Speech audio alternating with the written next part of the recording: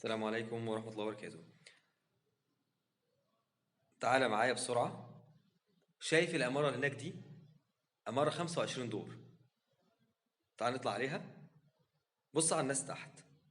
شايفهم قد ايه؟ نمل، حاجات بسيطة خالص. طب تعالى نطلع فوق الجبل اللي هناك ده اهو، ونبص على الناس تاني. نبص على البني آدمين، على البشر. هتلاقيهم قد ايه؟ مش هتشوف حاجة. طب تعالى نطلع ونركب طيارة. ايه ده؟ مش هنشوف حد خالص.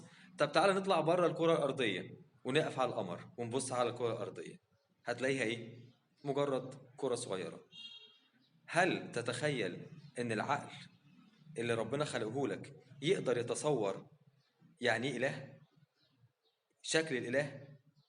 إذا كان هو أصلا مش شايف نفسه لما خرج بره الكرة الأرضية، مش شايف نفسه لما كان في الطيارة، مش شايف نفسه لما كان على الجبل، مش شايف نفسه غير حاجة صغيرة خالص خالص لما كان فوق عمارة هو اللي بنيها. علشان كده ما ينفعش تشوف الإله. سبحان الله. عندنا مبدأ سهل جدا هيريحك، ان انت عندك حدود في البصر، حدود في السمع. لو بتسمع دبة النملة كنت ممكن تموت. هتسمع حاجات كتير قوي قوي حواليك، ازاي مش تقدر تعيش معاها؟ فمن رحمة ربنا سبحانه وتعالى ان انت ما تسمعش غير حاجات محددة، ان انت ما تشوفش غير حاجات محددة. طبعا عندنا مبدأ هيريحك خالص: كل ما دار في بالك فالله غير ذلك. والسلام عليكم ورحمة الله وبركاته.